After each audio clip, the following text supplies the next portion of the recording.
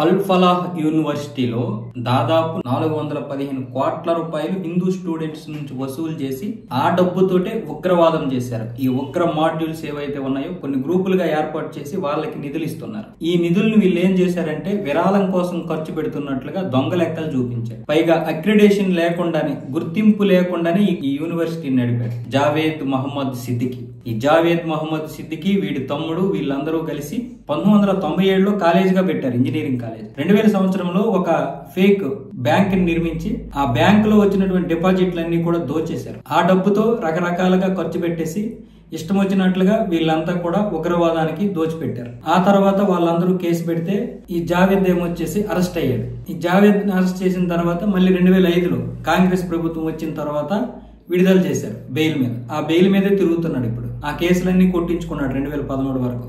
2014లో మళ్ళీ బీజేపీ ప్రభుత్వం వచ్చింది. అక్కడ నుంచి మనోడు ఆటలు సాగలేదు. కానీ దాన్ని ఏం చేశాడంటే 2015-16లో అక్కడ నుంచి ఏం చేశాడంటే 2016 నుంచి ఈ డబ్బంతా కూడా విరాళంగా ఖర్చు పెడుతున్నాం, ఒక ట్రస్ట్ పెట్టాం, ఆ ట్రస్ట్ రూపంలో చూపించారు అనమాట. అయితే ఈ డబ్బు ఎక్కడ ఖర్చు పెట్టారు, ఏం చేశారంటే రకరకాల ఉగ్రవాదులకి, మరికొంత డబ్బు ఏమొచ్చేసి భూముల మీద పెట్టుబడులు పెట్టారు. అక్కడ ఉన్నటువంటి ఈ ఎంఆర్ వాళ్ళని వీళ్ళని మేనేజ్ చేసి తక్కువ ధరకి ఎక్కువ భూములు కొనేసి అక్కడ మొత్తం ఆస్తులు కూడా పెట్టుకున్నారు. ఈ అల్ ఫలాహ్ యూనివర్సిటీ కూడా 70 ఎకరాల భూమి కాంగ్రెస్ హయాంలో ఇచ్చిందేనంట. మొత్తం రూపాయి తీసుకోకుండా యూనివర్సిటీకి ఇచ్చేశారు 70 ఎకరాలు. అక్కడేమొచ్చేసి అల్ ఫలాహ్ హౌస్ అని ఒక పెద్దది కట్టాడు. ఆ హౌస్ లో ప్రతి సంవత్సరం పుట్టినరోజు, వాడికి నచ్చినటువంటి వారి పుట్టినరోజులు అంగరంగ వైభవంగా చేస్తాడు ఫరీదాబాద్ లో. ఎవడు?